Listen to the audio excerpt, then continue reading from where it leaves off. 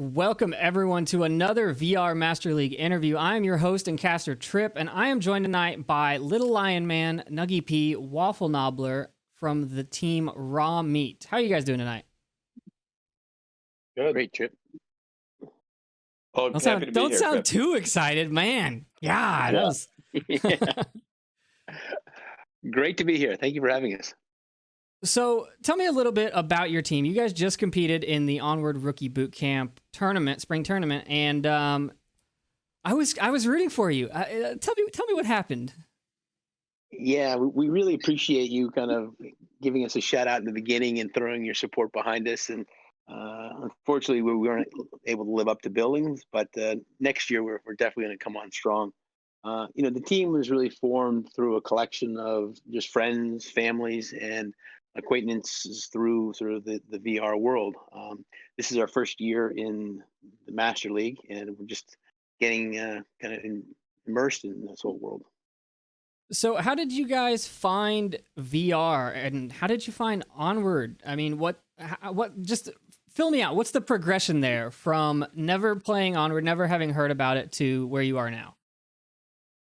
Yeah, so I think we're probably going to have to give Nuggy P sort of the credit for finding, the Oculus headsets and the VR world for our side of the equation. And maybe Nuggy can kind of give you a background of how he kind of stumbled into this world and brought me along with him, and then the interaction with Waffle Nobbler. I think Waffle Nobbler is a little bit more versed than we are, but I'll let them speak for themselves.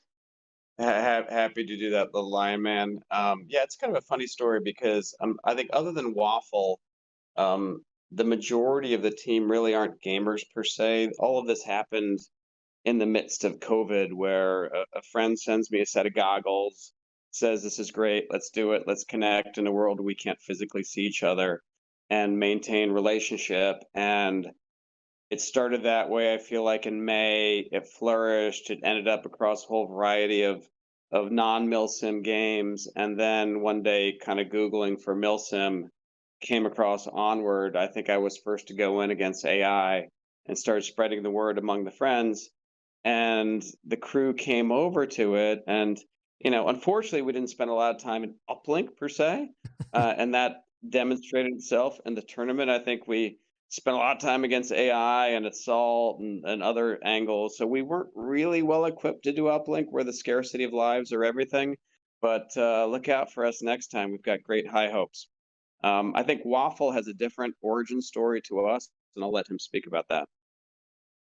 Yeah, mine's not quite as elaborate as y'all's. So I've been a gamer since was big enough to hold a controller in my hand. And I've always wanted to get involved in the VR world. Yeah, I just didn't. I never had a computer that was strong enough for it, and or the room for it either. So I mean, I've been military the last 10 years, and a lot of my stuff is either in hotel rooms or living in military barracks, where I've got a 10 by 5 box, that I live in. So VR doesn't quite fit in those dimensions. So when the Oculus Quest 2 came out and they're like, "Hey, you don't need a computer for this," I was like, "You know what? Let me go ahead and get involved in this." So I picked that up back in November when it released. And me being who I am, Onward was the first game I downloaded. So I started playing that back in November. Almost exclusively was running co-op operations against AI. That's where I met Nuggy and Lion Man. And then I kind of got away from that. It just wasn't fulfilling. I hopped over into multiplayer, found out I was fairly decent at it, and then pretty much only exclusively played escort. So the one life thing for me, I'm good to go with. But what I'm not used to is people camping, which is like Yeah. the number one thing you need to do in uplink. So for me, I'm a rusher. I run around the map. I run right up the middle. I'm really good at taking people out with quick shots in fast succession, but people hiding in buildings, looking through windows, around corners, I get caught all the time. So uplink is a little bit rough for me. Which and all we need to do is, for us to play as a team when it's not a scrimmage or a tournament. Because so far, the only time we've actually came together as a team and really played was either practicing for the tournament, which was like 4 matches beforehand, or the one scrimmage we had yesterday. So, we need to, I think once we start learning each other's play styles and we start, actually running a lot as a team against just random players in a comp lobby, I think we'll be a lot better off next season. Yeah, so how much time did you actually spend prepping for the tournament? I know we announced it. We gave teams like a month to prep. We put the announcement out, but then I didn't hear. Honestly, I didn't think that the tournament was going to be that big because I hadn't heard from a lot of teams up until like 5 days before, and they're like, "Hey, we have a roster. Can we get in on this?" And I didn't know those teams existed. So how early did you start practicing? What did you do to practice, and what were your expectations going into the rookie tournament? Well, yeah, as far as practicing and getting ready for the tournament as a team, I think very little was done. I think we found out about the tournament. We just sort of sent emails back and forth saying, look, there's something coming up here.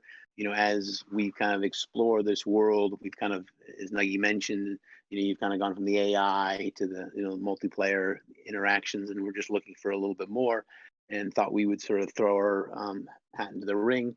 What was really nice about it was a tournament designed for players who hadn't participated in the league before or come together. So the ability to participate was there. There's no sort of barriers. It wasn't like we were going up against some hot shots initially. Now, that didn't turn out to be the truth because I think we had some pretty good players show up in the tournament, but that was sort of the expectations. And it was really fun to kind of get everyone together and begin to learn more about this. I mean, you've been very kind in helping us, navigate sort of the VRML, setting up Discords, exploring this whole virtual world, which has been great. So, So no competitive play before this. No pancake games. No original Xbox. Nothing. Just straight into VR. For me, it was straight into VR. As Nuggy mentioned, I have kids who are in college and high school, so this was sort of a new world to me entirely, and it's been a lot of fun on a personal basis because now I can talk about Discord channels and Twitch and all the rest of these things, and it really kind of opens up another world, at least in relationship ways from different generations. Yeah, and also I would add the lineman that, I mean, I think our last match was against a team from Spain. It was like 11 o'clock at night, and they're going out to tapas after. I mean, where does that happen? Right? Yeah.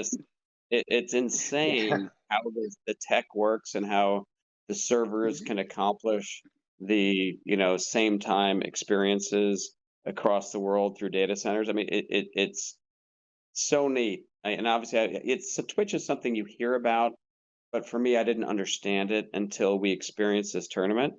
And by the way, the idea of playing a tournament online for me, and again, this is me being uninitiated guy, was so surreal. And I will say, when we dropped into Downfall and Uplink with one life to give, again, me an assault guy, not an Uplink guy, I'm like, holy shit, it's on. I felt like I'd been drinking 10 cups of coffee before I made my first move. And of course, we were terrible in that first game, but really neat stuff. Yeah, once you get that first hit of the adrenaline, you can't find that anywhere else. That's really what hooked me. I know when you get those caps under fire with multiple enemies still standing, and you get that cap, and then your hands are just like doing this when you're done. Yeah, it's always a good way to play. Don't talk to me about caps. Don't talk to me about caps. Yeah, I was going to say, were your hands shaking when you went for that one? Or Yeah. Which, by the way, so just so you know, like Waffle was so good with us because obviously highly uninitiated. Waffle in the military, kind of big idea sort of strategies, even though he didn't have a lot of uplink experience, he had real life experience. So he was very good in providing direction with the limited time that we had as a team, I would say. Yeah, so we talked about how much prep time you had and your experience and expectations going into the tournament, but I want to take a step back. What does your roster spread look like? What like age range? Everyone, when when everyone thinks about Quest players, they think new kids playing the game because obviously the Quest is cheap and easy to get your hands on, kind of like a console. But you guys aren't in the age demographic for that. So where do you guys lay on that line? Yeah, and this is really interesting because when you ask that question, you know, we know some of the team members in person and know their backgrounds. There's others that we really have not spent a lot of time with and have kind of collected through this experience. I think there's probably 3 of us who are probably in our mid 50s, and then some are probably much younger. I don't know. I don't know how old Waffle Nobbler is, and I don't know how Ches07 I think is a younger gentleman. Buglet 19 and Nunny 21. I don't know if they're that age or not, but I think they're much younger. So it's a really a pretty no. I will pretty tell. respect. I will tell you. I can tell you how old they are. They're all they're all somewhere between 20 and 22 at this point. So they're young, but they're not Okay. 13, right? Yeah, and I mean I think that's one of the great things about VR and Onward it bridges that gap. As long as everyone's working together, you don't care, right? As long as they do their part and you do your part, no one. It's a phenomenon. I don't know how to explain it, right? There's no, oh well, we're not going to play with you because you're 13 and not good. There's plenty of great 13-year-old players. So it's really how well they can comport themselves. Well, I don't know. I'm the interviewer. I'm supposed to know the big words, but it's yeah. Yeah. Well, it's interesting you mentioned sort of the age gap. I mean, we had our first scrimmage last night, which was great. I mean, and learning how to scrimmage is a whole new experience for us, and reaching out and talking to folks, and learning how to, I guess, navigate this world. But there was one person on the other team, CJ Hub, I think is the name, Oh man. and I believe he's probably in his teens. But as a player, very mature and very willing to share and educate us on how to play the game better. So it's nice.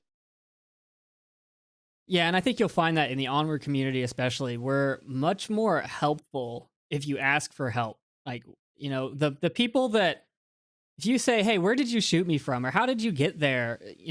people will tell you. It's not like they keep secrets. They can't keep secrets. They're going to get casted at some point, and it's going to be visible. So the ones that tell you and are helpful are the ones you want to keep playing with. And I think most of the people are helpful if you just ask. And you got to ask correctly, right? You can't just be like, "Oh man, that wasn't really cool," or what. You have to be respectful. But that's another thing with all the players that I've met so far. At least in Uplink, I don't play much of the other ones, but at least in Uplink, most of the players are pretty respectful.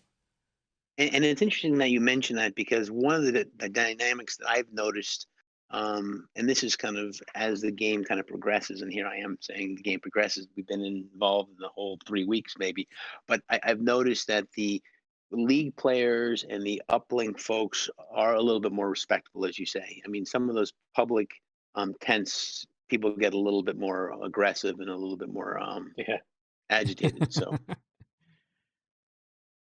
So, as a new player / team to the league, what is one change that you would actually like to see? Is there something that you think could be improved to get other new teams into the league? Or was it pretty, straightforward and smooth?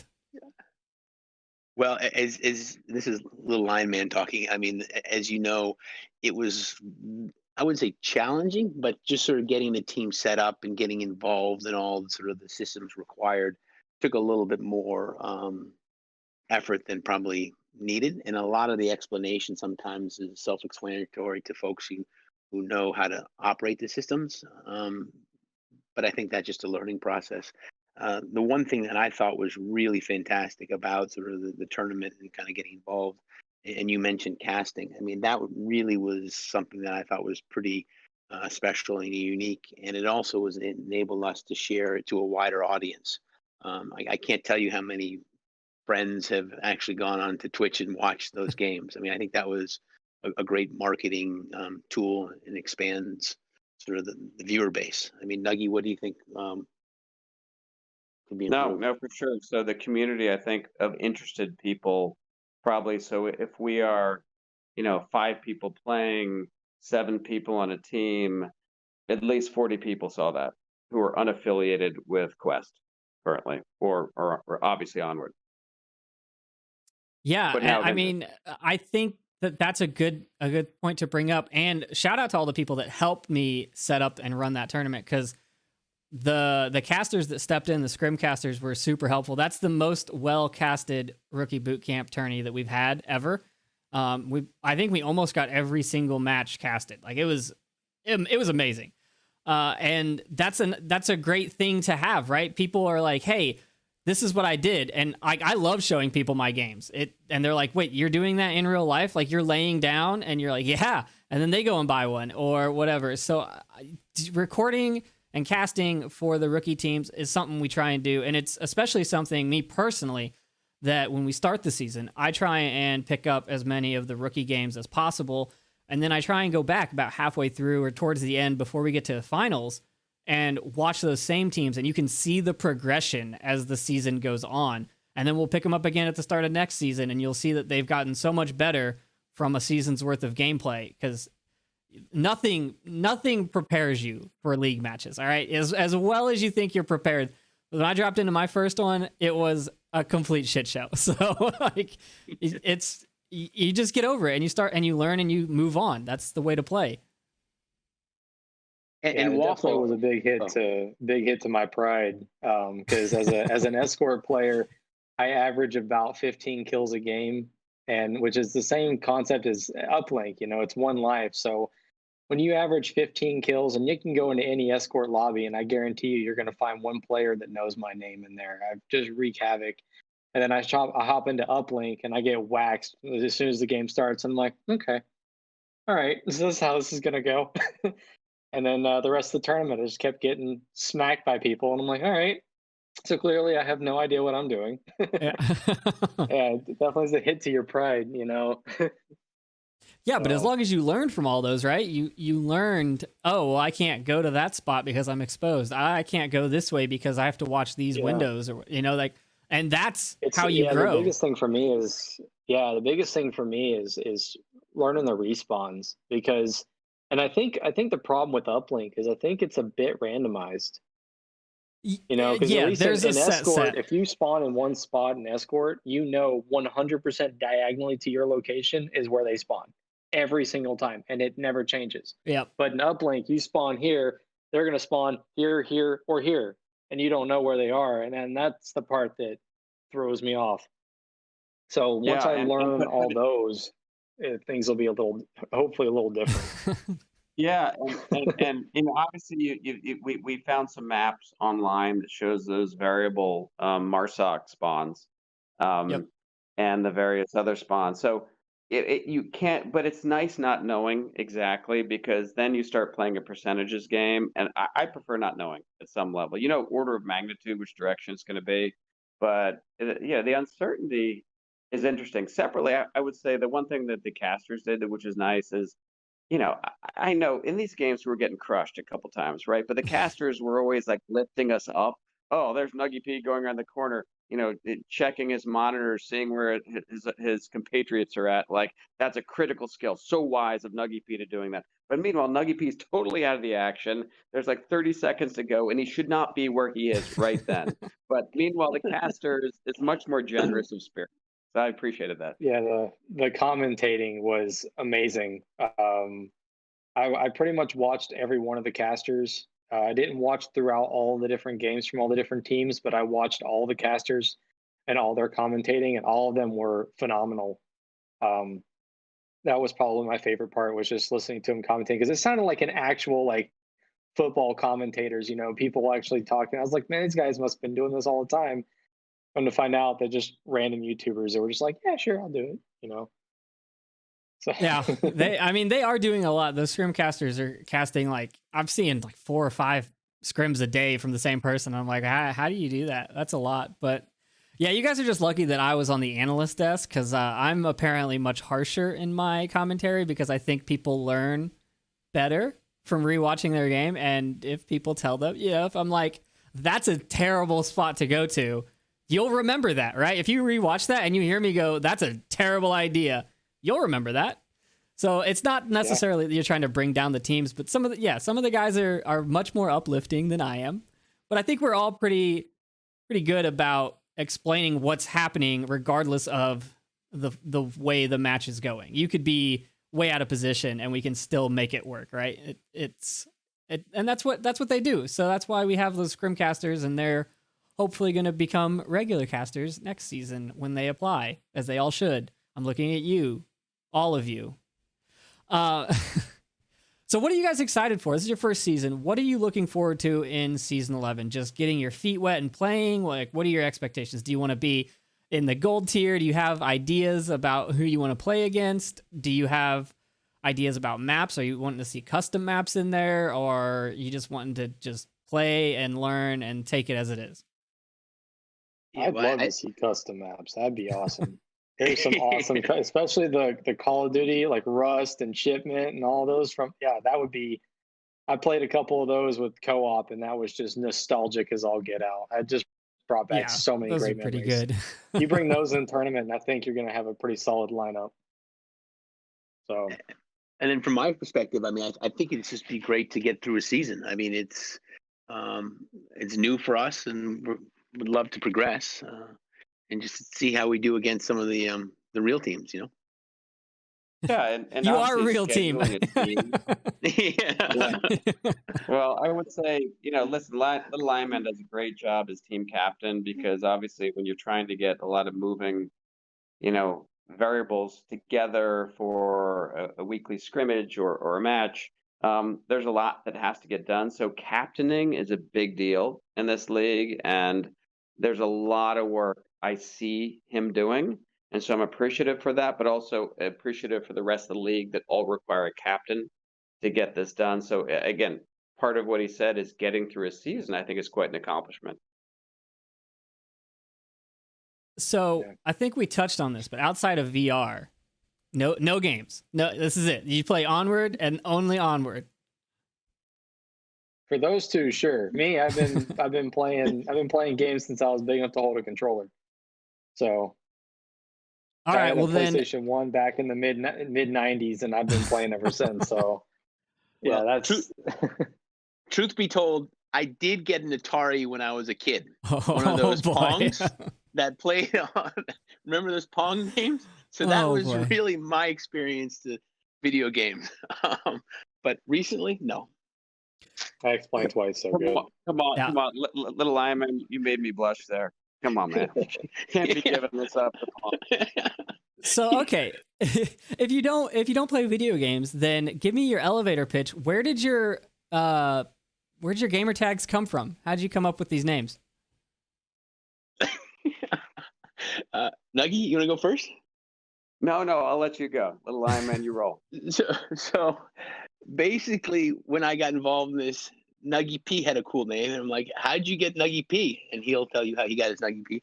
But I basically just went on to Google and typed in my name for the rapper name, and it popped up Little Lion Man. So I said, that's a cool name. So that's how it came about. And he's not just Little Lion Man. He's VH Little Lion Man, which is also known as the Velvet Hammer Little Lion Man, and that's a story that we can't really talk about. But something. I will be inquiring about this later, just so y'all are aware. Yeah, make sure I get this info afterwards. I need this. Yeah. I did not realize that's what VH stood for, and I now have questions. And Nuggy, where do we get Nuggy from? Yeah, I think Nuggy was a compilation of dog names, but that's all I'll say at this point. And then we got the Nobbler, which I love. My name, I sat down with two of my friends in a room one night, and we were trying to come up with the most funny name that we could come up with. And it was like, what can we put that will instantly put a smile on anyone's face when they see it, as soon as they read it? And I think we probably sat there for 3 hours just coming up with stupid stuff, laughing. And at the end of it, one of the guys had said, I think he said pancake gobbler. And I just was like, I just rhymed it. It was like waffle nobbler. And one of my other friends looked at me. He goes, that one right there. And I was like, okay. and I've had that gamer tag for on every system, PC, Xbox, phone games, everything. It's exclusive. No one else in the world has it. And I think I've had that name now going on probably 8, 9 years, Yeah, I mean and that's it pretty much still how I brings came about. laughter to lobbies. It's pretty much how I came about mine. My full gamer tag, if you don't know, is Triple Nipple. And it was basically the same thing. We were having a Halo LAN party and everyone needed their own account. And we just sat there brainstorming. And one of my friends actually had 3 nipples, but he already had a gamer tag. So I was like, well, that's mine now. Had it since I was 12. Oh, Nice. Halo LAN party at 12. Oh, yeah. The good The old Halo days. 1? Oh, yeah. Halo So do you 1 guys... was actually the very first Xbox game I ever played. It's a great game. It's phenomenal. Still play it today. So what do you guys do in your free time when you're not playing VR? What do you do professionally? What are your hobbies? Like, I mean, I know most people, obviously, they get into Onward and then they put 1,600 hours in the Onward and then they burn out and then they cast. Oh, wait, that's not how this goes. Never mind. Speaking from experience there? No, nope. I don't know what you're talking about. Yeah, no, I just living the suburban dream, just working and, raising kids. That's kind of what we do. Are the kids old enough to play VR? Are we're gonna see a family team come out of that? I don't know if mine will. I mean, they play a lot of Xbox, so it's a whole nother world, and this world has kind of allowed me to appreciate what they're doing more. I mean, for example, that guy Ninja. My son watches him all the time, and I used to say, "What are you doing?" But now that I've gotten involved in this world, I can appreciate the nuances of the games. Well, I can No, 100% say from all the casters, if we made you appreciate Ninja, we are sincerely sorry. We failed at our jobs. yeah, no, and so for me, we're already seeing some of that, and we see, Buglet 19, Nunny 21. Those are children already who are college kids, who are related to me, and Chezo 7, friend of theirs as well. So again, like a lot of this stuff is the fun thing about this format is I feel like it's very accessible. And then when you get into MilSim, it's so strategic that if you were the best kid at an obscure game, it removes that edge and allows you to think more strategically in a way that life gives you an advantage, I think. And so, obviously the Lineman and I are a little bit older than Waffle, and obviously than the other players on our team. But I think in certain ways, like life experience gives us, we have practical, tactical problems, but I don't think we have strategic problems, I would say. And so that's a lot of fun. But, in today's society, people are everywhere. And the fact that we can connect online, in lobbies, talk about experiences together has been great. So we actually already have an interfamily team going on right now. Well, that's great. I know some of the other teams in the Master League we've got a couple of teams that have brothers. We've got my team personally. We have Edna and Landon Jordan, who are married. We've got, and a lot of teams have met up. I mean, obviously the teams that used to go to LANs have met up, but I know Animal House went to Disney World with their team as a group. SMC has Vegas trips that they do as a group. And a lot of people, if they live close, like I've met other players. I've spent weekends at other players' houses just going up and hanging out, and then we end up playing VR, playing Onward. So it's fun. It's a very tight knit community. So yeah, I'm glad that there's more people coming in that have that relationship already built. It's good. It's good for the teams. And and Trip, I would say that on the gender thing is obviously we have 2 players in our team who are women. They're stone cold killers. And, even it's not all of them could play in the tournament, but, anyone who's played in a lobby with them has seen it. And so, again, probably, I don't know what percentage of lobbies are guys. It's probably well over 90%. But, anyone who's been with Nunny 21 or Buglet 19, has seen the bad side of their rifles a lot, and so it's kind of fun. Yeah, Well, Waffle's pointing himself at. don't let the Colettos I've hear been on about the that, receiving 'cause end a few times. if the Colettos, which was a female team starting out, it's now not a female team, but yeah, they had some of the best killers in Onward. Edna is probably, if you ask anybody, she's probably one of the best killers in Onward, and she's a little 5-foot ninja. So you'll know when you get killed by her. She will shoot you in the ankles. It's really annoying. So do you guys have a full roster? Are you 8 men strong or 8 players strong, or are you looking for some new players? And do you want to do a plug for that player you're looking for if you are? No, I think we right have now 7 right now, right? we actually have 8. We Oh, got do 8. we? Yeah, we have Okay. 8, which is good. We had one person sort of fill out, and I think what's going to happen is we're probably going to have to rotate some out because you know, as we grow and they have obligations. You know, I don't know if we'll keep them through the whole season, but right now I think we're at 8, which is great. All right, and that is it from us at the interview desk, which is different than the casting desk or the casting couch. But that is us. That is it for us at the VR Master League interview. I'm your host, Trip, and these are my guests, Little Lion Man, Nuggy P, and Waffle Nobbler from Raw Meat. And we will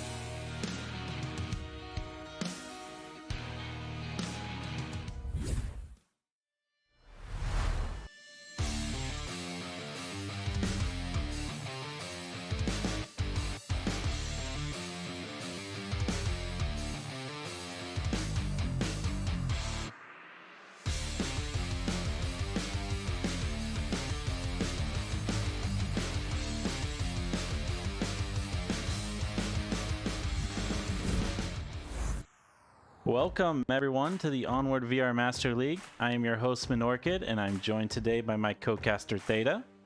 Good evening. Together, we are excited to be bringing you this Raptors versus Entity matchup in the Map Pool Tournament Week 3. So, the map picks and bans and all that works a little differently than what we're used to. There's a set order, which you can see on the screen right now, being Sand, Quarantine, and Bazaar. How does the team switching work, Theta? Team switching who gets is Marsoc and Volk? Sure. So team switching is pretty simple in this map pool tournament. Whoever is home gets to pick a side first, and then it alternates. So visitors pick the second map, and on the third map, home gets to pick again. So actually, if you really wanted to, you could pick Marsoc, but you don't really get a bonus choice of Volk or whatever, or another map pick like you normally do. So usually the home team will be choosing Volk twice, while the away team will be Marsoc twice. So it's kind of an interesting, different little format that I think a lot of us have thought about, and adds some interesting dynamics in that everybody has to play the same maps in the same order, and they know what to expect as well. And I think that's pretty helpful as well for these custom maps. Would you agree? Yeah, I think it changes the dynamics in a way that nobody's really used to, which is cool. These off-season tournaments should be testing us out, testing out different formats, and I think we're accomplishing that. I would definitely agree. And with one custom map in the pool for each week of this map pick tourney, 4 weeks total if I remember correctly, it allows us to really get those reps in on those customs, see if they're a possible inclusion into the next season or the one after that, something like that. So I think it's really helpful for all the custom map makers out there, and just a lot of fun to try something different for sure. But this is going to be the matchup between Raptors and Entity.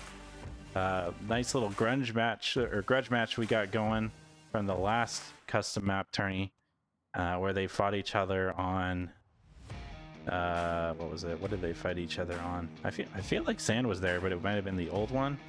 And Sea Storm was in there. Do you remember what the map pool was for that one, or what they chose? I don't remember. No, I don't have it in front of me either. We all know how good I am at memory and prep, so I don't have that in front of me. But either way, this should be a fun matchup. Both of these teams very good at what they do, and I think that a lot of these maps really play to their strengths, and I'm excited to see how they do play out. And a team like Raptors, for example, that started really strong on the shorter range maps and it's kind of switched to the more long range focus that we might see in Quarantine, could be really interesting as well. An Entity, just kind of like a overall good team on pretty much everything I've seen them on. So I'm excited to see how this one plays out. I'm personally looking forward to Rypic picking up an MP5 and nearly getting a team wipe again. I didn't say it to them. I didn't say it, but I am kind of hoping for that. I can't lie, because when you see a person dominate with the MP5, you got to give them some respect. A modicum of respect. But Just anyway, we're gonna jump into an intermission. When the action is ready to go, we will be in it and ripping and roaring, and we're gonna see how these teams play out on map 1 being Sand. See you guys shortly.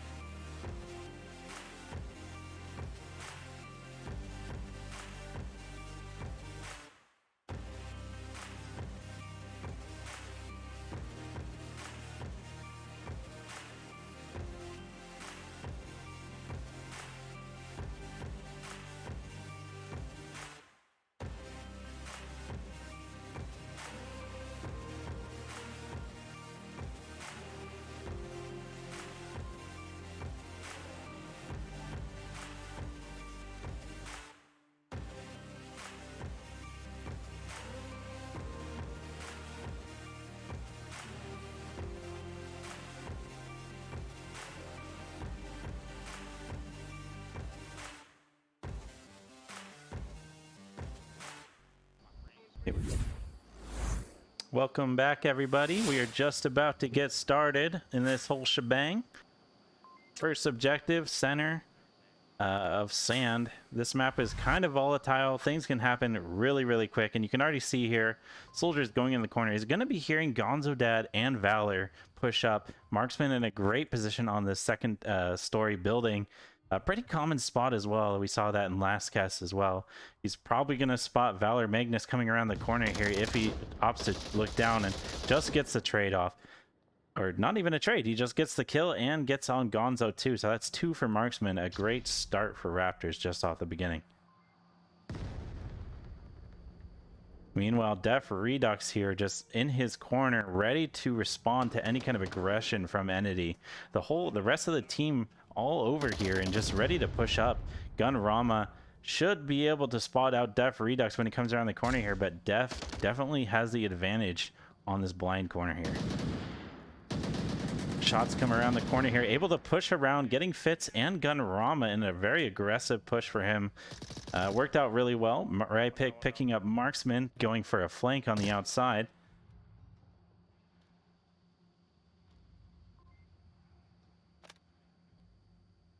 Definitely see some planning going on in Rypick's head here, just checking his tablet, trying to be aware of what could possibly be happening and what he could do, as the rest of his team is already expired and he's got a lot to contend with here. Wow, another one. He's got a drum mag, so he has enough ammo to take on pretty much this whole team if he's conservative about it. Yeah, if he single shots them all in the head, he'll have plenty of ammo to just take home to his wife and kids. That kind of came out wrong now that I think about it. I was just gonna let it go, but here we are. That's not what I meant, folks. Okay, so Rypick has the north pretty much under control and to himself. The problem I think here is that Soldier's on the opposite side of the wall. He might be able to hear his movements over there. Definitely a possibility. If he decides to go loud at any moment, Soldiers will hear him if he hasn't already, and it's going to be tough as the rest of Raptors here, 3 men up, have opted to go pretty defensive, being conservative. Let Rypick here do all the movements and make all the risky moves. As you can see, that Rypick mostly is just hoping for some kind of rotation out of Raptors so he can get those picks and he continue to just whittle them down. But because of this conservative layout, it's going to be really tough here, as he's going to have to expose himself in order to move closer to the objective and try to accomplish his goals. Oh, Rypick's coming out of that door. Soldiers has not moved an inch from there. And that's what happens when they get pretty conservative there.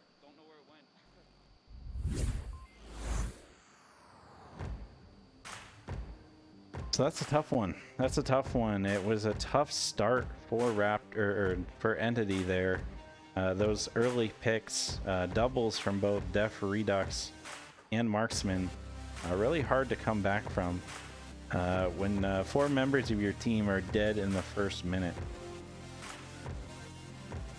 Yep, it's always a disadvantage losing people early, especially if you're losing more than one. So it's a 2-for-1 in 2 cases. Like, that's just not a trade you want to be making with the enemy. He did a valiant effort though, Rypick, continuing to try his best to try and pull it back. Got a couple of those picks on the outskirts and slowly tried to make his way inside, but some of these angles getting closer to the objective are just really tough to deal with. And this corner that we saw Soldiers in has been a key position for a lot of teams playing on this map. It's fascinating to watch how teams form plans around these custom maps. It really makes me wonder, because there's not a huge return on doing that, since we don't know which custom maps are going to be added to the regular map pool. So it's a bit risky to spend too much time on it, but it's also a risk if you don't spend any time on it. So Yeah, it's a trade-off everybody has to make. Yeah. It can be really tough, and sometimes I'd say even mostly with the newer teams, it can already be kind of overwhelming just trying to learn the official maps. Yep. And then having to come in and try and learn these. But you know, sometimes that's how it goes, and it's been interesting to see how people do play them out.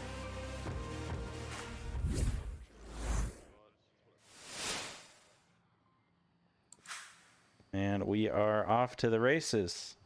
See if we might see any early aggression out of Raptors here. Definitely some kill boxes they can quickly find themselves in. Gunrama here on the outside here, the kind of southeast area, or more south, I guess. Ready to catch anybody coming around this corner a little bit too aggressively. Def Redux might be able to pick him up. Not sure if he can quite see him as he's prone there. Meanwhile, on the other side, that's Distorted, Tiger Striker, and Soldiers have gotten a good foothold on the secondary building here. Stein building? Distorted running a shield, actually. It's pretty interesting. The Raptors have more or less taken over the north. Rypick picking up Marksman. Oop. Where was he? Where were you? Oh, looks like he got him from the center building here. Tiger Striker picking up Gonzo Dad. Getting a little aggressive there for the defense. Fitz, though, in a good position to try and get a refrag. Valor picking up Tiger Striker, just extending a little bit too far and picking him up. Now Distorted is alone unless Soldiers opts to come and assist him. And Fitz here might be able to get a great angle on the side of him. Distorted barely getting his shield up in time, pulling back into cover so Valor can't get the secondary on him. You can see Distorted was running or holding a cooked grenade ready to throw it when he got in trouble there. Def gets picked off by Rypick as well in that second story building.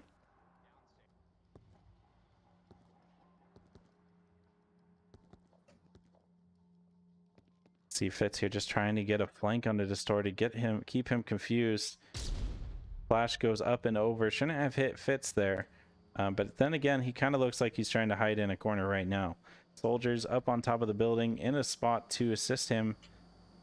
But it's going to be tough. It's going to be tough to come back from losing 3 of your team against 4 entity members. Yeah, they're making the right move here. They're giving him some space to move around and locking down around the objective. Especially if they can take out Soldiers right now. If you can isolate the shield, this round is pretty much a wrap. Fitz is coming up from behind. Might be able to get a great angle into Distorted. And he does, taking out Distorted from behind there. Getting a little bit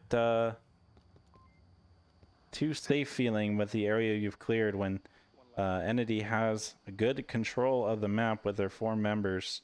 Able to use those rotations to really get great picks.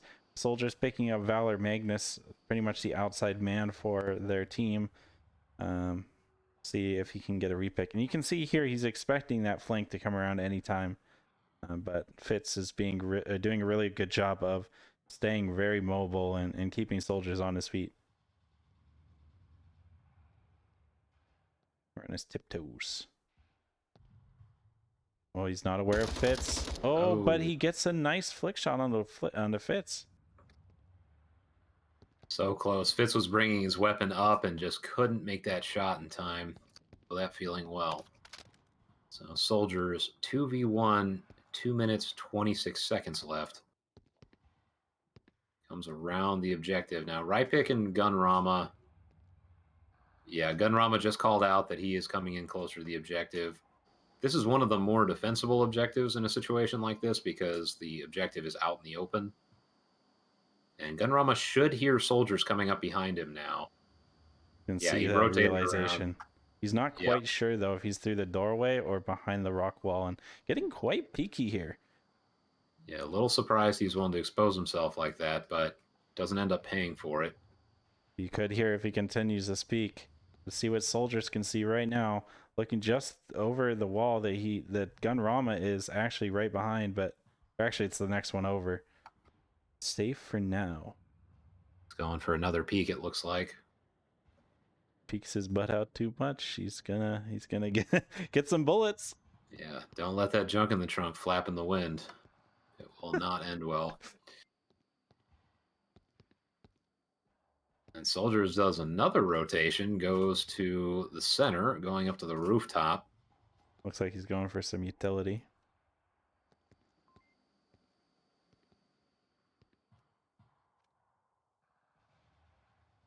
It's a tense moment here. The action could pop off at any time. So just who will see each other first. 55 seconds. They just play patient defense and don't peek. They should be fine. Rypick is moving around a lot.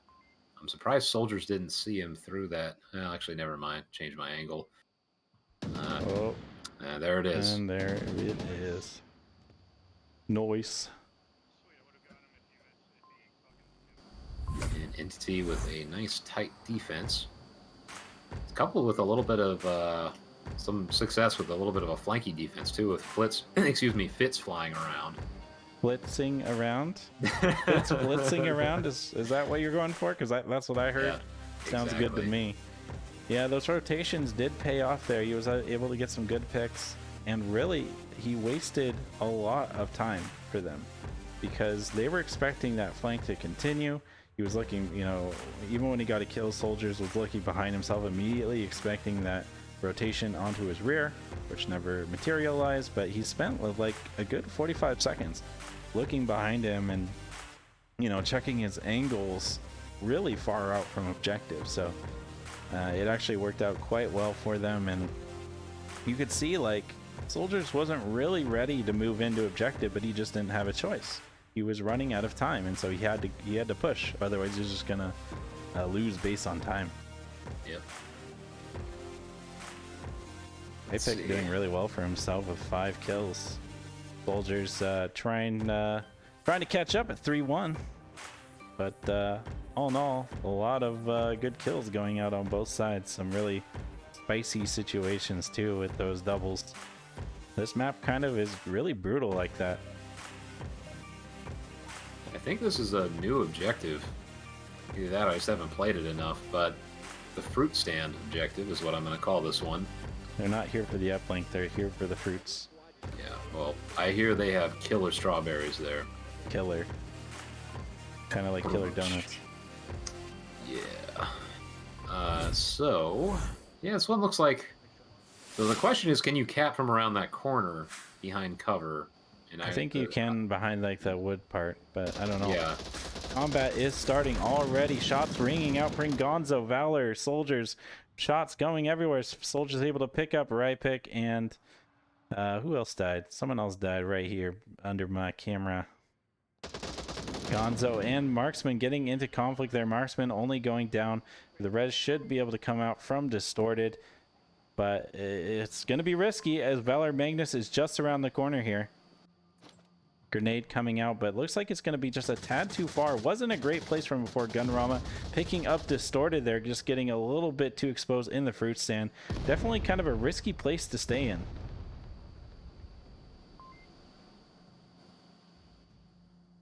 Def and Fitz should come into contact here any moment. Def able to get the pick onto Fitz there, who was about to come up on his position, but that opportune look saved his life.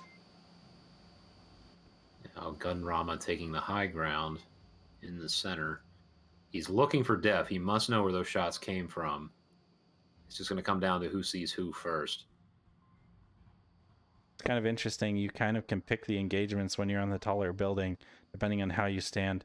Ooh, so close to seeing him, but not quite looking under this gap here.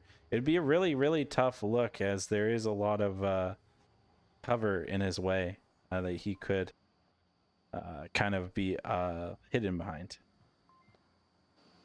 Meanwhile, Valor Magnus and Marksman so close to each other, but neither willing to make the move, and it almost looks like Marksman isn't quite aware of Valor's very close position here. Gunrama and Marksman getting into contact. Gunrama getting taken out by Marksman in this engagement, and now Valor Magnus is going to have to carry the team on his back here, being the last one up, but he is close to objective, and having stealth on his side could work really well for him.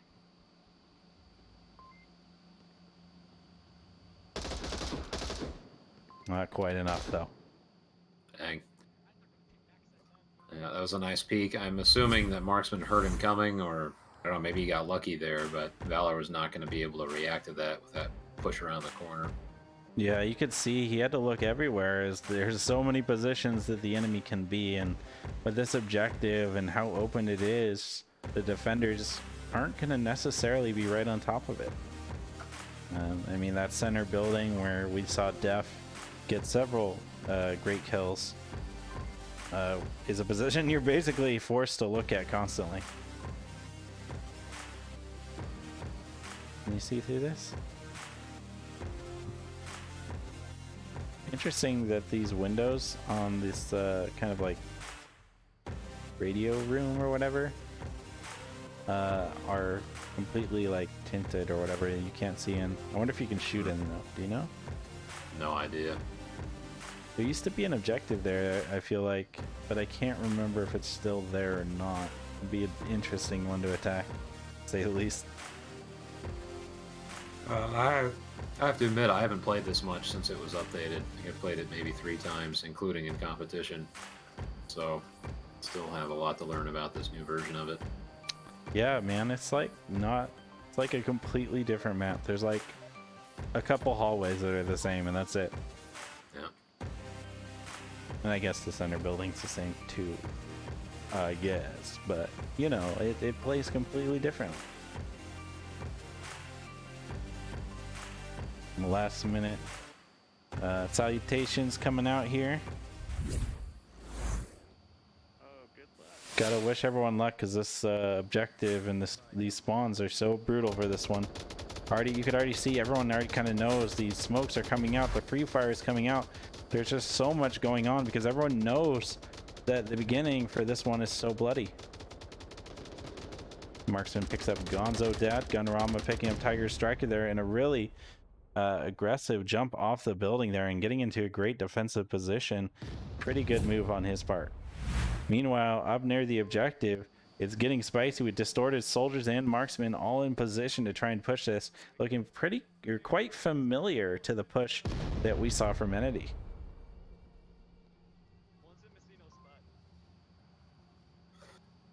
Yeah, Raptors using the smokes pretty well. The initial smoke they threw was right on the objective, and Valor had to run through that. Distorted and Def Redux getting into quite a bit of a firefight. One player going down. That flank is now quite open for the Raptors there. Coming out slightly ahead on that trade, I'd say.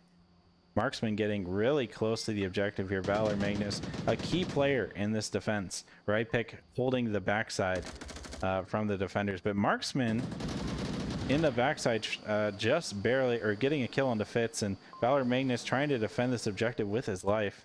Marksman, though, getting quite close to the objective. He just has to get through that door and go into the objective, and he's already on the backside. I don't know if he got seen by Rypick, but he's close. Oh, nice save from Rypick. Rypick killing everyone. Wow. What an intense round. These teams are really going after each other's throats, and it is fantastic. I'll be honest with you, I didn't think Rypick really saw it, even though the laser was really close to him, because he got right on to objective, and I was expecting a cap to happen, and nope, he just got shot. I was a little confused about what was going on with the defenders, because both of them abandoned the objective. They were both, well, Rypick was on top of the center building, and then Valor was kind of in that wall right next to the center building, but nobody directly on objective. And somehow it worked out, but I was thinking the same thing you were, which is that Marksman was going to run in there and get a cap. That was, yeah, quite a hectic ending there. Nail biting, I think, for both sides there. Both had something to root for right at the end. So many points were on the line, but sometimes those wild defensive strategies can work out for you. Even in the confusion, you can come out ahead. I think that everybody was so focused on so close to that cap that they completely just kind of let Rypick's existence be their foil, because he just sat there in that building and just kept getting picks. He just kept getting picks, and they weren't able to stop him. Yep. So that defense works out. This is another new objective as far as I know. One on the roof of the center building. I know there's traditionally been one on the bottom story of center building, but I don't think I've ever seen one here before. Yeah, this is one of the new ones, and I'm not sure quite how, but it is possible to cap from below somehow. really, unless he changed it, I'm not quite sure how that's possible. I kind of feel like he changed it because people are probably pissed off about it. But yeah, I don't see how that's possible. Anyway, let's jump into round 5 here, or 4. No, 5. Yeah, 5. See how these teams play this one out. And you can just see they're like right next to each other. Calm down, guys. First utility of the game, right up onto the center building here. Not quite catching anybody out there, but a good attempt nonetheless, using that utility to try and get those early picks. VR Marksman able to pick Gun Rama there from the center building. Very, very heavy presence on those roof areas there. Some defensive frags coming from behind the wall there. Fits so close to Def Redux, but this box is such great cover. He can just pop his head, as you just saw there, to try and get those picks. Tiger Striker picking up Gonzo Dad. Fitz making a move, trying to get onto Def Redux, but Marksman on the cover fire, able to support his friend there and keep him safe. Meanwhile, Rypick and Magnus opting to go for a little bit of a slower play as they come around the south side of the objective here. See what they'll do when they run into Tiger Striker, or maybe push right past him and have to deal with the likes of Soldiers and Marksman.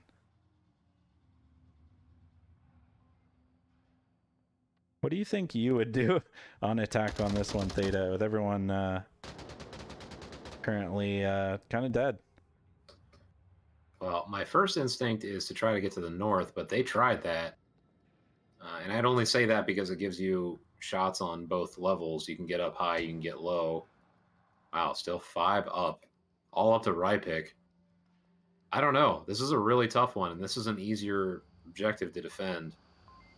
Yeah, Tiger Striker will likely even hear him before he starts shooting, assuming he makes any kind of noise. Yeah, this is a tough one for him, and they already caught him.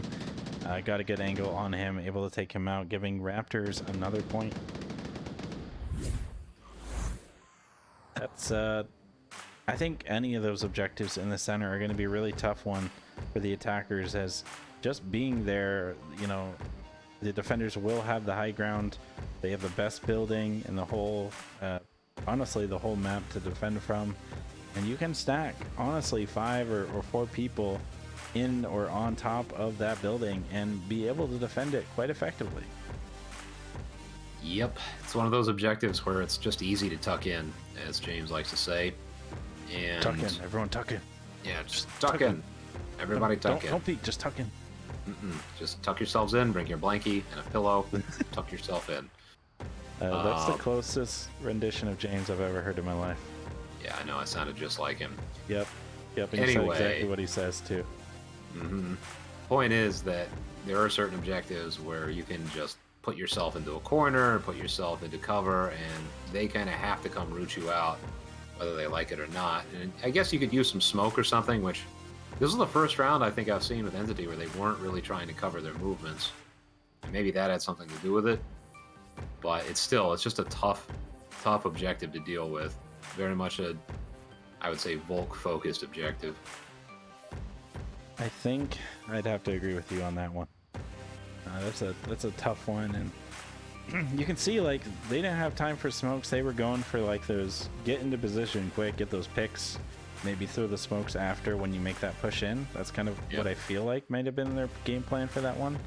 But they were, the defenders were able to get into a position where they could shoot all the positions that are advantageous for Marsoc to attack from. Either way here, though, this has been very tight. Rypick already looking like he's going to get into contact at any moment here. Marksman and Gonzadad come into contact. Marksman coming out on top here. Rypick getting aggressive, downing Soldiers, but not quite able to continue the push there. Distorted able to pick him up. Valor Magnus up and behind. I think they were going for a really, really aggressive Volk defensive strategy here. Gun Rama throwing a grenade, getting very, very close to Def Redux. Not quite able to connect there. Marksman or Soldiers, Distorted, and Def Redux in a pretty tight little box there, kind of hemmed in by Gun Rama, Fitz, and Valor Magnus. Smoke's coming out. Soldiers picking up Fitz. Got a little bit aggressive on that defensive flank. Looks like Gunrama opted to give up his position on this building, give Def Redux the building if he so desired, but Def Redux isn't aware of what we can see, so doesn't know that it's actually clear and open for his approach. Gunrama taking some shots from Marksman. He thinks that he got the kill, but he didn't. Tiger Striker trading with Valor Magnus, and now it's a race for the caps and distorted grenades. Wow. Right onto the objective. Raptors take the 4th point and take map 1. Let's see that one really quick again. Yeah, Distorted also had 3 revives this map, so ends it on a bang and brought a lot of teammates back to life. What a crazy ending grenade there. Didn't expect to see that one.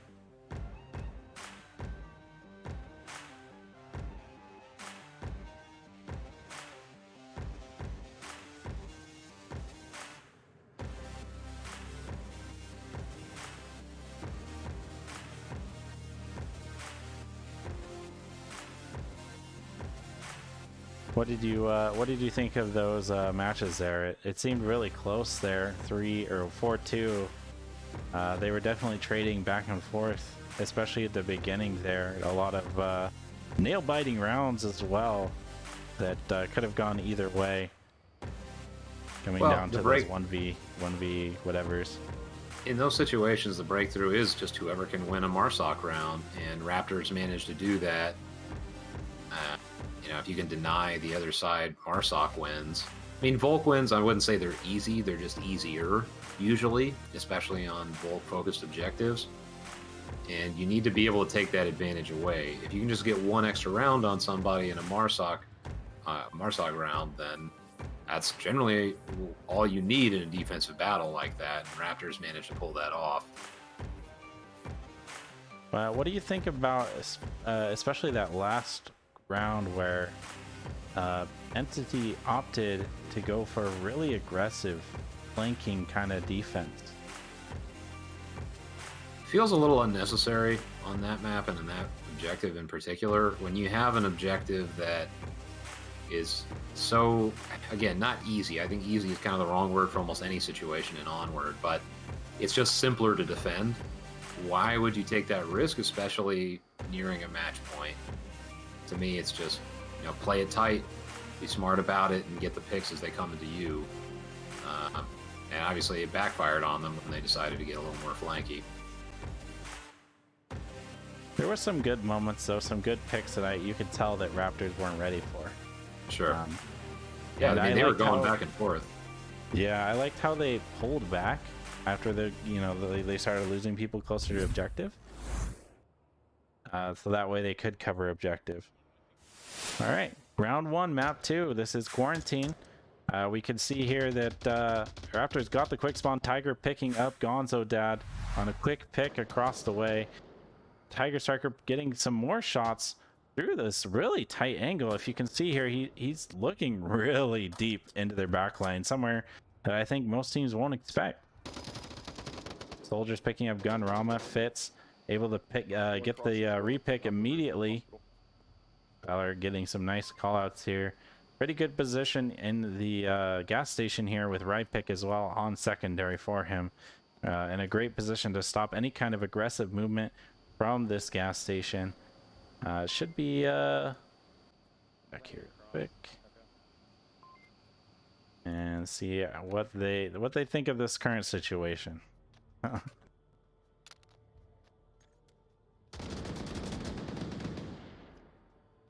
Tiger Striker getting into a bit of a kerfuffle there with Valor Magnus, neither player coming out ahead in that engagement.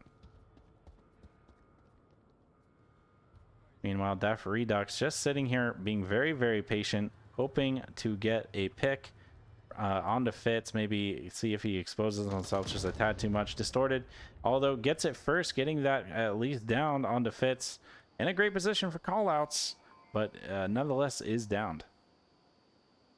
That is a position where Of course, you would prefer to have a gun up there, but he's also in a spot where it's very hard to confirm unless they can toss a grenade in there or get somebody in there, and he can see so much.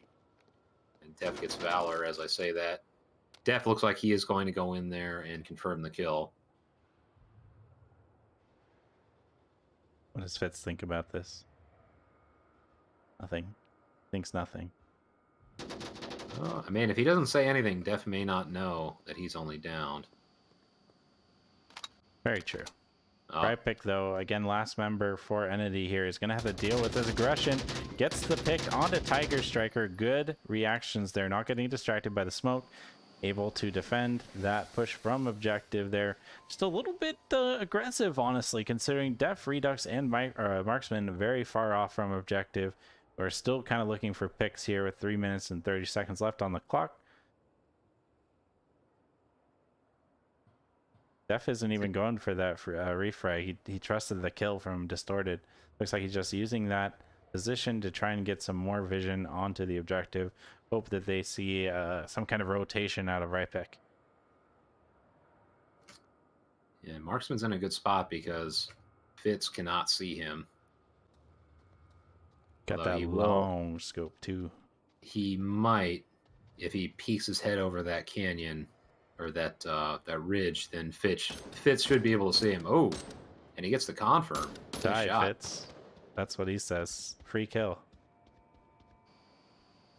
Meanwhile, right pick staying dutifully watching in front of the objective, expecting some kind of pincer movement. You know, maybe playing off that distraction fire, trying to keep his head kind of low and away from the secondary windows, which he can't spend a lot of time watching.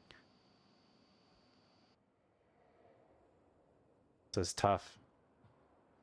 Neither team really willing to make that final kind of push out, except right pick. Spends that time, pushes out onto objective here. Marksman getting quite close to seeing him. I don't know if he actually caught a glimpse of him or if it was just a near miss. Some shots ring out, not on target. Not quite sure what he's looking at. Maybe confirming a body. Who knows? Right pick trying to just maybe get that lucky pick. Just missing Def Redux, who's about to peek around this corner here and expose himself. But there's just a little bit in the way here. He's not going to be able to quite see him at the current angle that he has. What do you feel right now if you're right pick? Panic.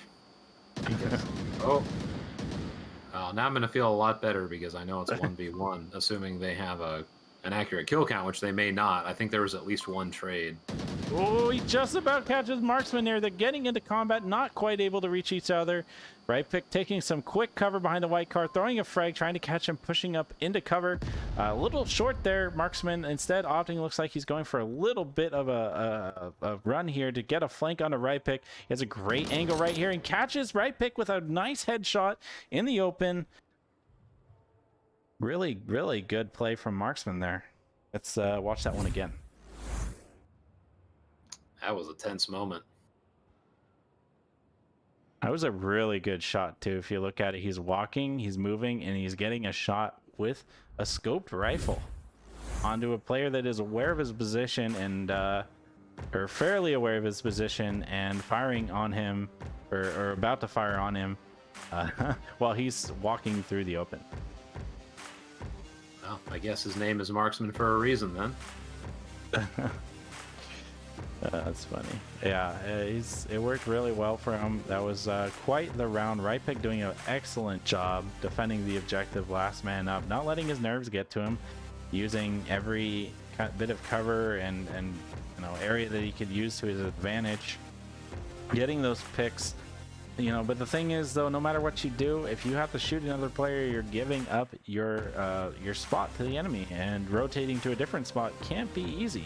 A lot of the time, is you can kind of see it's just you're either in that gas station, or maybe you're in the objective garage. But other than that, anything else, and even that really is going to expose you when you do those rotations between the different defensive spots available to you. Truly could have gone either way that round. Very, very close.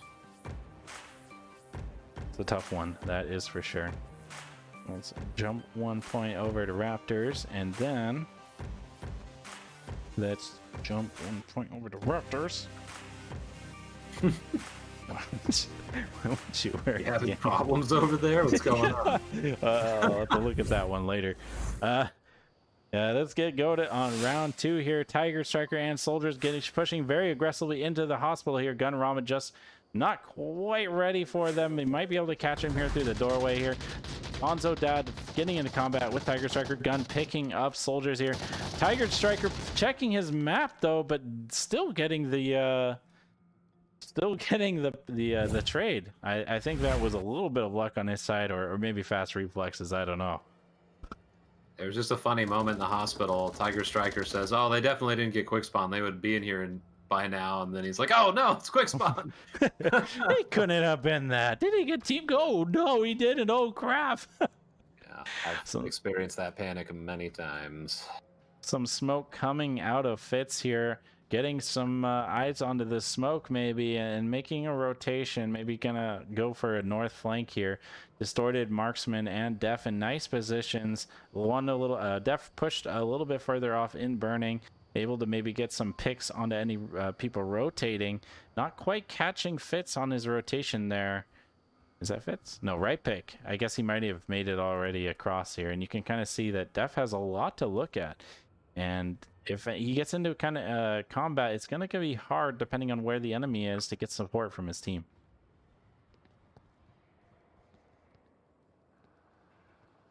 Let's see. It's one of those moments where both teams are just sort of feeling each other out. There was that initial rush into the hospital, but now they're just trying to consolidate their advantage on offense, I imagine. Get a couple of picks before they get closer. We see some movement out of Valor. Currently sneaky deaky moving up, crouched towards the hospital, using this angle where he's not going to have to worry about that second story stair position in the hospital. He's just mostly going to worry about burning and a little bit of the street. Maybe the Volk twins. Rip Volk twins of yesteryear. Smoke coming out onto the roof of hospital. Again, just looking for more of that confusion, I think. Maybe see if there could be any aggressive rotations out of the defenders, but you know, everyone pulled out of the hospital at this point, and it's going to take them quite a bit of time to discover that the hospital is now open and available to them.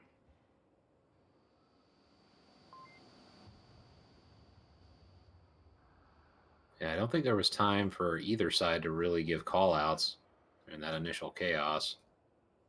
So both sides likely to have an inaccurate kill count. Although Valor should be able to spot these bodies and... Yeah, okay. Yep, there it is. -2 called out by Valor. So now Entity has an accurate kill count. I don't imagine Raptors do. I don't know how they would. I highly doubt it. The people that were taken out were pretty hidden. Gonzo Dad and Valor take control of hospital, making their move up. They're gonna have to deal with Distorted, who has got this kind of sneaky position looking through the crack of these broken walls, and is gonna be a thorn in their side. But with right pick coming around the back, he might just be that linchpin that they need in order to get past this tight defense from Raptors. Yeah. Valor Magnus taking the roof of hospital. Will be able to get in a good position to get a pick. Def picking up Fitz, who was getting kind of aggressive down the center there. Unfortunate for him getting picked off like that. Def is doing a great job of staying hidden as much as he can. Just tiptoeing on the edge of this little building here, or this little stairway. And just keeping as much as cover as possible. Reminds me a lot of the old burning buildings. Right pick picking up Distorted, which was a key pickup, allowing the push to come from Entity at the hospital. A little bit more safe now, as Marksman's going to have to watch two directions. Valor Magnus putting some suppressive fire from the roof, barely seeing Marksman as he gets aggressive, and he gets taken out from a nice shot from Marksman. Def picking up Gonzo. It's like a real ring around the rosy at center burning because Def left before Gonzo Dad went in, and then Gonzo Dad was pre-firing all over the place. Def ran in behind him. That is a frustrating situation for sure. But Rypick gets the refrag, so we're now down to another 1v1 with Rypick and Marksman. Same two people as last time. Yeah, I was about to say, does it look familiar? And Rypick able to get that pick onto Marksman as they both ran out of cover, going for that quick shot there. See that one again. See here, Rypick nearly gets caught out, but just barely able to get that nice shot into Marksman as he swings out right from that white car. Pretty aggressive defensive play from Marksman, I have to say. Okay. Now, maybe it didn't like this. I'm gonna see if I can fix this.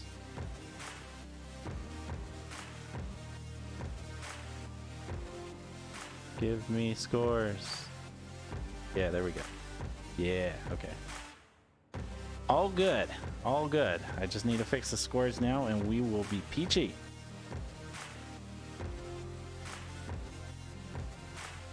There we go. We're good. We're good. Except Sand is still missing one. Oh, my bad. He Guess I'll have him go replay it. That's fine. Oops. Oh, this just gets better and better. Thank you. Thank you. Everything I do is excellent. There's nothing ever wrong with anything I ever do. Except that's what my team tells me. At least in my face. You don't want to hear what we say. Back. I close my ears and go la la la la. Yeah, anyway, North objective. I like this one. Yeah, this is probably my favorite objective on Quarantine. I can't disagree with you there. I don't know why. It's really open, but it's fun and it feels good for both sides. So it just feels right. I don't know what it is. It's just a fun objective.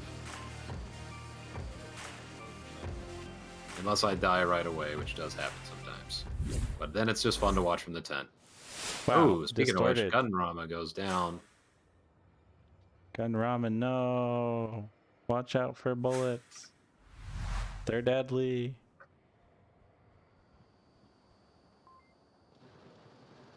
Soldiers picking up Gonzo Dad too.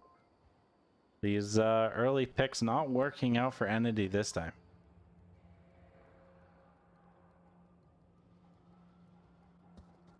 Rypick getting quite aggressive on his defensive push here. Oh!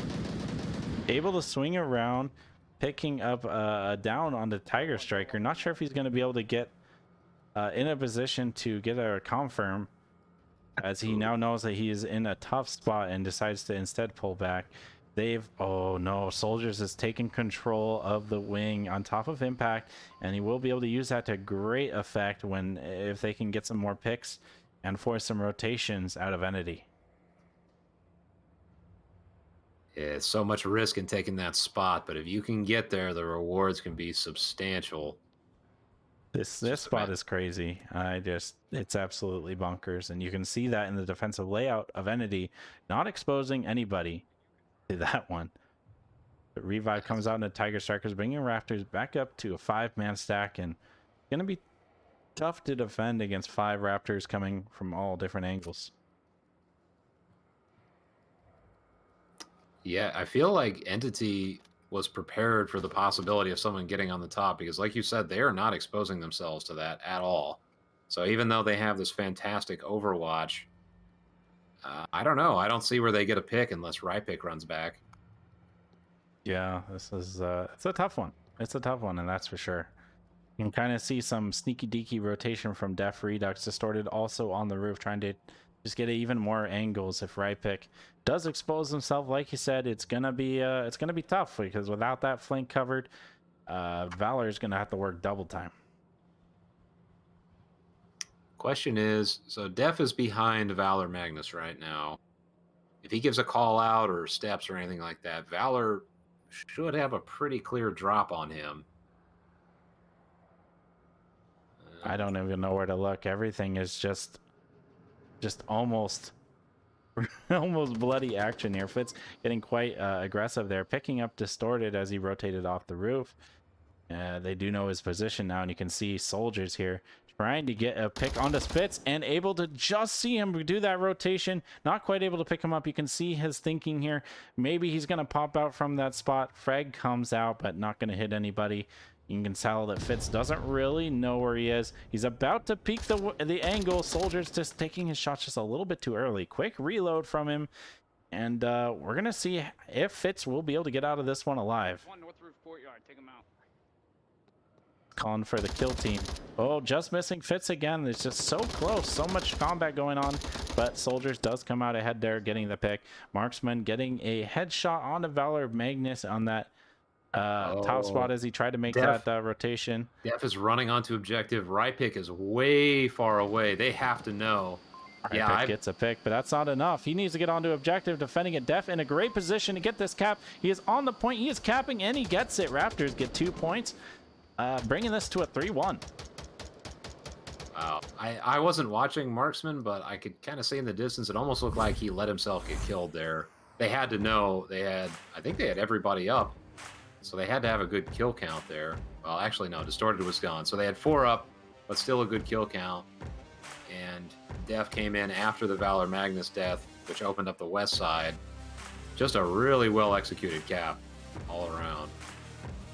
Yeah, very well played from Raptors there. They got the envelop, they got the high ground, and they just used it to their advantage to get themselves into such a position that they could safely go for a cap and know that their capper was going to be able to do the cap without being seen. And knowing that they had Rypick distracted, even for just a few moments, was enough to give them that window for that cap there. So this makes for a real uphill battle for Entity, especially going into a Marsoc round. It's tough. Yeah, it's hard, but we'll see. They're an experienced, skilled team. They are never out of it. So let's see if they can turn this around. The best casts are when they come back from like a 0-3 situation and come out ahead. Yep, agreed. Everyone We wants like to see seeing the it. underdog. They hate feeling it. Yes. When your butt's on the fire. I like to keep my butt in the caster seat. Thank you very much. Sometimes it just doesn't work that way. See, Soldiers here getting pretty aggressive on his defense, taking the crash building, and he's in a great spot to catch Gonzo and Valor Magnus, who have no idea that he's there, but Soldiers opting to go for a bit more of a tight end defense will be able to maybe get some ambushes off onto Valor or Gonzo. I think he's kind of looking for that same play that he made going up that plane wing. He will be able to catch it. Gonzo, though, is aware of his position, fires some shots on target, not able to connect, though. The rest of Entity still push quite far back here. Everyone kind of focused on the crash building, really. One in Bernie looking out, and we got one flanker in the far east who should be able to get into contact before too long if he crosses the street, which he should be able to do no problem. Yeah, they saw Soldiers get into position, so I think that sort of froze the attack. Everybody was concerned about addressing that. I would be too. That's a tough one to deal with. And it's potentially match point, so teams usually play more conservatively. And Raptors have a real advantage here because being 3-1, they could lose this round, assuming it's not a cap, and be fine, which would explain why they're putting somebody so aggressively into this building. Whereas Entity has no choice but to play a little more conservatively because they cannot afford to lose this round. Rypick making his cross on the east side here. We'll be able to get there scot-free as nobody is looking that far out from objective. Distorted should be the first one to get into contact with him as he is just on the backside of this warehouse building. But there's still some ways to go, and we see that there's a breach happening from Soldiers, who is so close to being spotted from the hospital from Fitz. but I think he knows that he can hide behind this kind of engine that's, you know, in this building for some particular reason. And watching the laser just slowly go over his head. Let's see what he can see. Oh, he doesn't have a magnified optics, and even just trying to zoom in there, can't quite able to get that angle to see him. It's hard, and he's gonna give up on that one. Entity is... Oh, God. No, that's good. You go. I was gonna say, Entity is burning through a lot of time. They haven't made that much progress. They're about to hit the halfway mark. Rypick is the closest one to objective, and even he's a bit far away. Yeah, so they need to start making things happen, get some picks or something, because you know they're going to be running out of time before they know it. Yeah, this is a tough one for them to deal with. Everybody not willing to, you know, fully commit on this attack, but we might see it from Valor Magnus and Gunrama as they come around the corner. Def getting aggressive on the push there, able to pick Valor Magnus, just pull out just barely with the with his life there. The res should come out here though. Flash comes out, not quite on target. Gunrama still trying to get the revive there. I think he's possibly flashed. And now Def gets the total confirm on both Gunrama and Valor. Yeah. Distorted and Rypick so close to one another, but not quite aware of either's position as Rypick just cheekily crouches through the open here and nobody's looking his way. Soldiers able to get fits on aggressive rotation. He is now taking up the plane position, knowing that his backside is most likely clear, which is going to be tough to come back from. Gonzo gets down from Tiger Striker. Or no, Gonzo downs Tiger Striker. Rypick picking up Def Redux. Repick getting refragged from Distorted. It's a tough one. It was a good push. Let's see what Gonzo sees.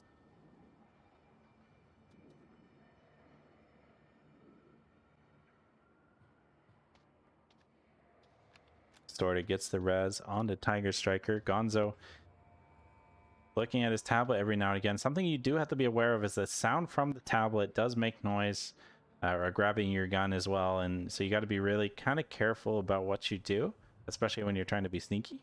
But it kind of looks like he's going to get through this one. Or not, as Distorted is able to get the shot on him. And Raptors takes map 2.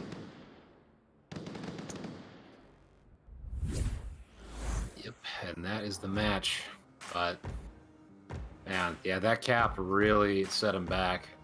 And it's so hard to come back from that. It's not impossible. You see it sometimes, but being down 3-1, facing a Marsoc round, it's a hard hole to dig yourself out of. Definitely a tough one, and just the morale damage that it can inflict it alone can break a team. But yep, they tried, they did their best, and actually that push, a small amount of time on the clock, but getting in a position to have everyone push in at the same time can be really powerful. And we could see how Rypick got a few pickups there. You know, one getting revived, but still a great job from him. And Gonzo in support on the side as well. Sometimes though, that utility, you know, what we saw from Def Redux, that flash can be all it takes to get the double kill. It's just, it can be such a force multiplier.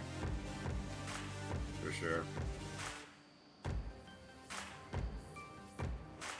I haven't actually got to play this map really in a competitive setting since the new objectives, really, to be honest with you. What do you think of the tank objective and the southeast courtyard objective? It's southeast courtyard, isn't it? Yeah. The courtyard objective is interesting because it's so out in the open and you can kind of surround it in this closed off area. So I think it's a little more Volk centric. I mean, if you don't go crazy with flanks or anything, you can just sort of lock it down and offense has to come in, which presents some interesting challenges for anybody playing Marsoc. Whereas the tank objective, not quite the same thing. There's just these long alleyways facing into it, so Marsoc can get some pretty nasty angles onto the defenders before they're anywhere near the objective. So it's nice, like one that's much more Volk focused and one that's much more Marsoc focused. I don't really have an issue with either of them personally. Interesting. Yeah. I think the courtyard one's pretty cool, but I feel like I have to play the tank one before I can really make that determination on if I like it or not, but you know how it goes sometimes. But it's time. It's time for the first round here, and it's already getting started here. Soldiers getting into contact with Rypick, not able to quite pick him up there. Gonzo Dad right above him in the key up building. Both players kind of aware of each other, waiting for the other to make the first move.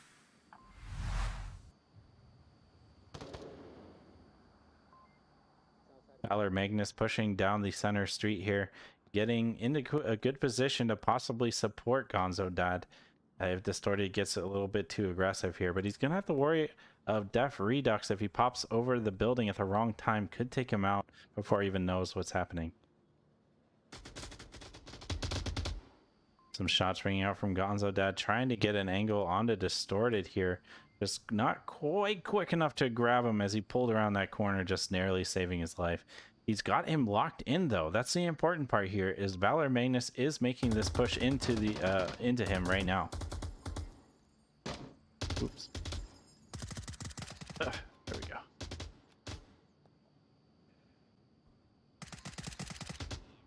Soldiers trying to fire up. Fitz coming up behind him. They're so close to each other. There's so many players so close, but neither are able to quite make it. Fitz and Soldiers are just on the other side of the wall from one another. Distorted and Valor also very close. Marksman able to pick him up though. Gonzo though continuing his suppressive fire in vain as his flanker has been neutralized. Soldiers though able to pick up Gonzo though, forgetting that Soldiers was still there. Tiger picking up Fitz as well, and this is looking tough for Entity here. I was really hoping Fitz would go on a rampage there because he was packing an MP5, but did not work out. Yeah.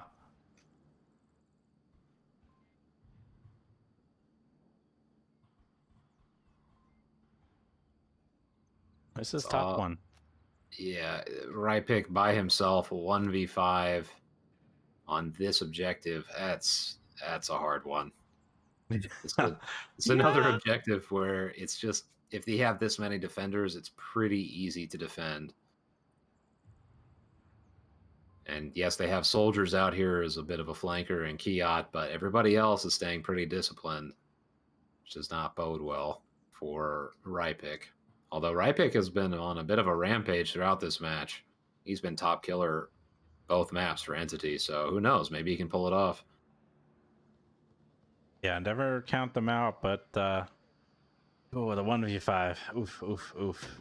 And this isn't really one of those ones where you can really just get the cap. And now they know where he is, and you can see the movement from Raptors, just sort of trying to get just a bit of a flank here. Def Redux watching across. Trade comes out. Distorted and Rypick go down together.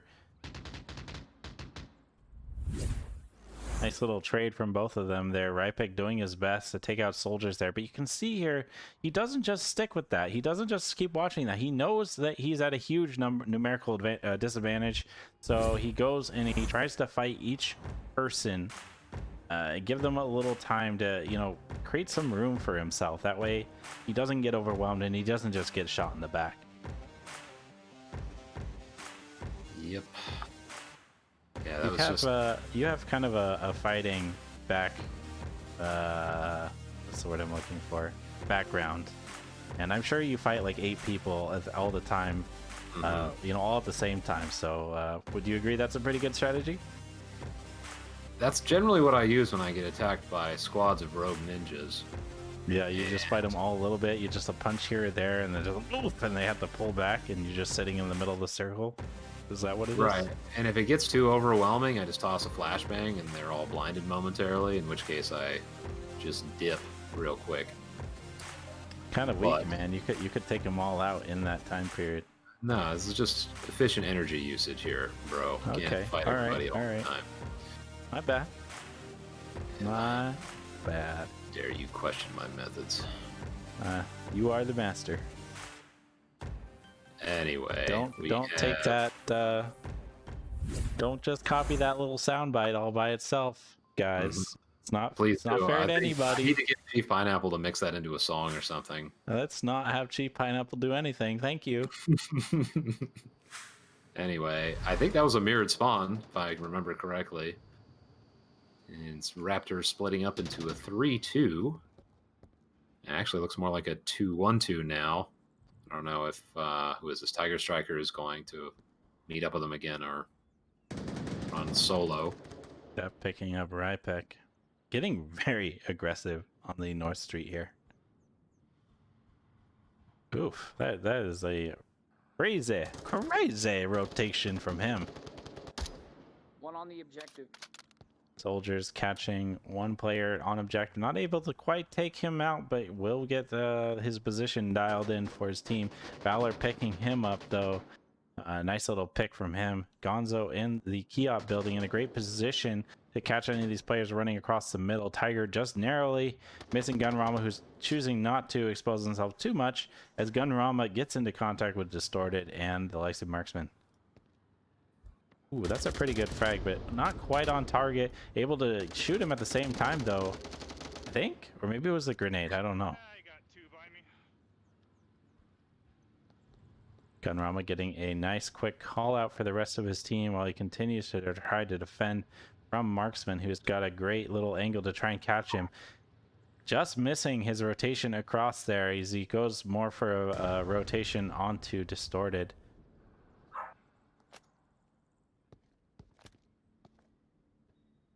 Kind of see here he doesn't want to, he doesn't really want to take that, but it's going to be tough. He's kind of hemmed in here. And he's being really hard to track as he continuously moves back and forth a little bit. At the same time, Tiger Striker picking up Gonzo.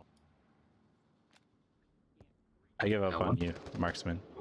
One thing Def gets Gunrama. One thing I'm noticing looking at the map is just how much Entity is moving on defense. They don't seem to sit still really ever. And I think that is, yeah, that is not helping them because they're just, basically the Raptors just surrounded them and picked them off. Yeah, so against some teams it can be very, very effective, but Raptors seem to be tuned into this style here and using it to really put the hurt on Entity. I almost saw Marksman get a team kill there, and that's what I was looking for.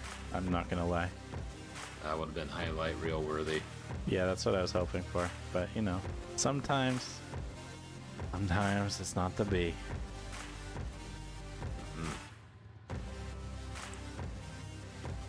All right, 2-0 Raptors. Entity gets a new objective.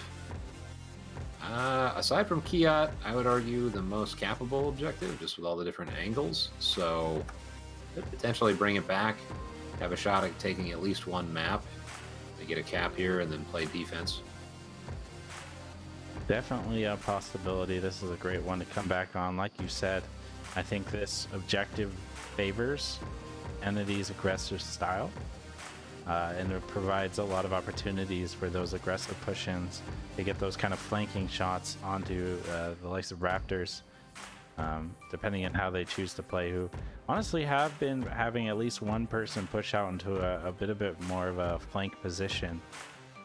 Almost every round it feels like. I could be wrong there, but you got to see like Soldiers pushing up into Kiot and some other positions like that.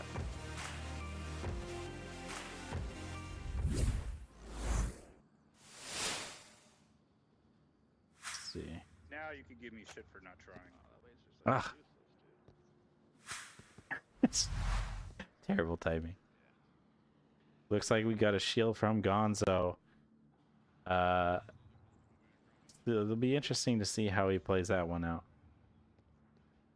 See, So he's going to slowly waltz his way across the street. I guess you can get away with that if you're a shield, assuming you don't expose anything. Ooh, nice shot from Valor Magnus onto Marksman in the mini market here. Not quite able to get that confirm. Might see a pop out. Nope, nope, nope. He's going somewhere else now. Looks like we have a very strong push on the southwest corner here with one flanker on the far northeast here. In a great position to kind of get those pushes. Valor Magnus picking up his second kill of the round there. One getting revived, but one staying dead on the floor. One's on OBJ. Gonzo's going to have to be careful here as he might get a flanking shot from Distorted here.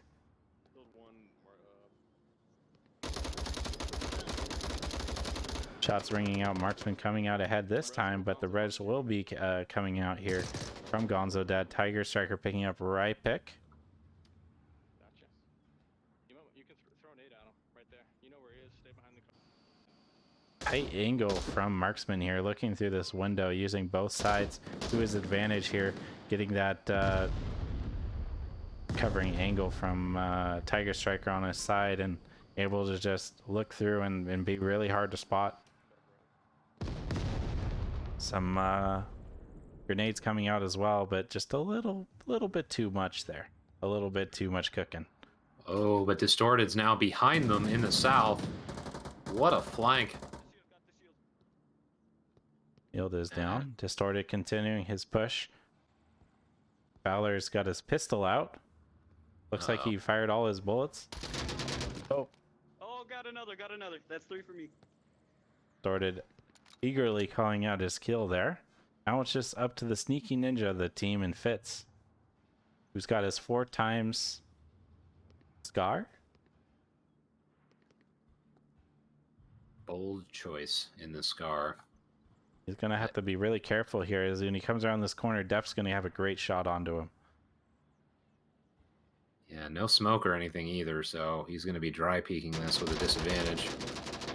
Oh, it goes for the double peek there. Def being able to pick him up there. Oops. Raptors now 1 round away from a clean sweep of Bazaar and 3-0 on the match total. And again, this is one of the harder objectives to defend, so Entity has a tall order ahead of them to stay in this. Tall order to stay in this, but not a tall order that I kind of expect like a push out from him, like a really aggressive defense, where we might see a couple cross south, a couple cross into the next building sector across the street here, and maybe some pushing up north even on the north wall or the north street even, as they seem to like to just go straight down, waste no time, and just try and get into a very, very aggressive flanking kind of defensive position.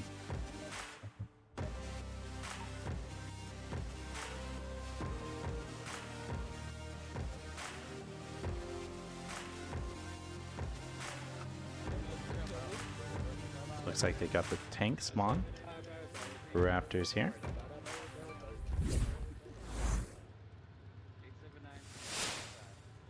See how this one plays out.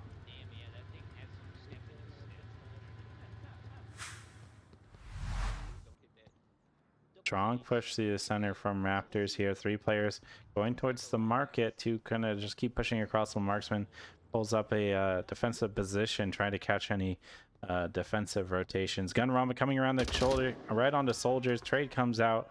Both players down, but Resible. Valor should be able to get this revive. Rypick picking up Tiger Striker, putting a halt on their attack here, as now they got someone covering the sides and not letting them go with that pick. But Rypick getting a little bit aggressive, taken out by Distorted. Valor does get revived and Soldiers does get finished off before the rest of his team was able to get to him and support him. Well, you made an accurate call there, because they don't have anybody on objective. They all went forward.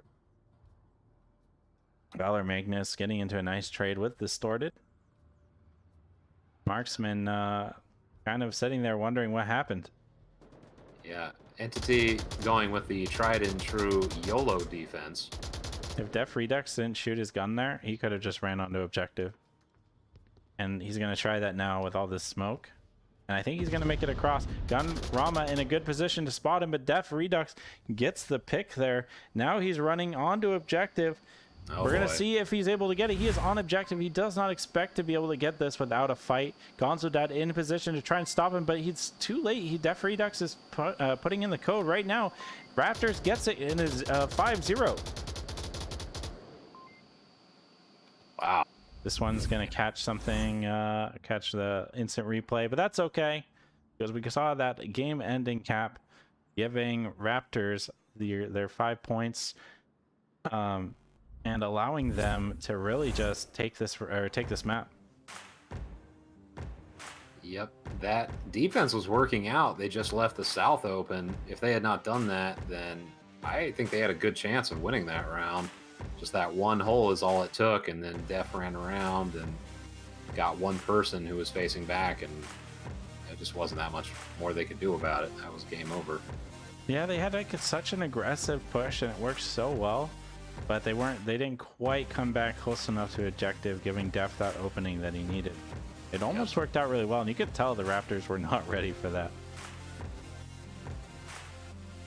Let's watch the highlight reel really quick here, kind of for the ending thoughts here. Just a new little idea that we've been cooking up, or I should say Nilman and Trip has been putting together, so thanks to them.